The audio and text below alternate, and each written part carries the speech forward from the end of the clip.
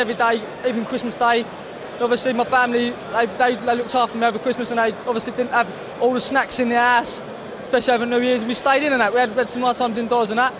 Yeah, and changing the opponents, it messed me mind up a little bit, but as being a pro and that, you've got to be a proper professional. You've got to get in there and your mind's in there to win the fight, not to beat Carl. If he's changed your opponent, not have to change to adapt in the fight.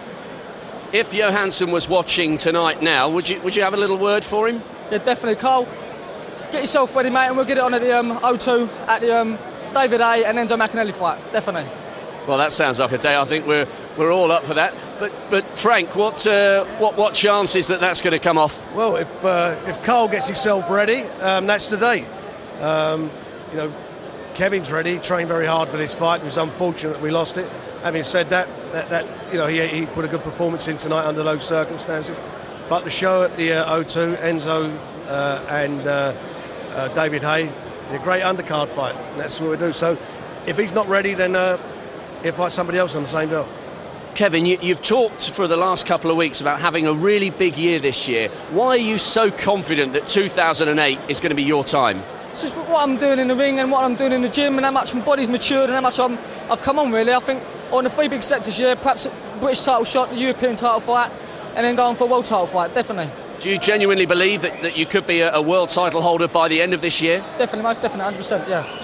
As long as Frank says what he wants to do and what Frank always calls me eager, but I'll go with what Frank says and what he wants me to do with. You're being put on the spot here a bit, Frank, but what about a world title shot for this man by the end of the year? No, listen, I'll tell you, the way he's going, that won't be out of the question. I mean, he's a cracking little fighter. He's just maturing so well, as he's just saying, and he works very hard.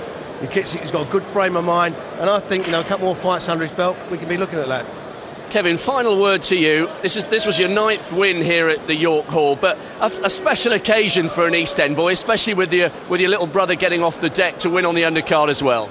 It's his eye, innit, Vinny? It's crazy. He's learning, he's coming on, and he's sparring with the best, you know, like Colin Lyons, Nicky Cook, Michael Lomax. People know he's sparring with them sort of guys in the gym, and myself.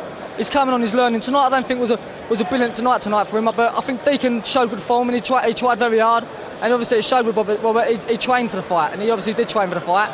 Philly pulled through, got up off the floor to win his third pro fight. But yeah, boxing here at the York Hall is brilliant. I'll seriously do one of in next 2 years, fill someone like the O2 up with 20,000, definitely.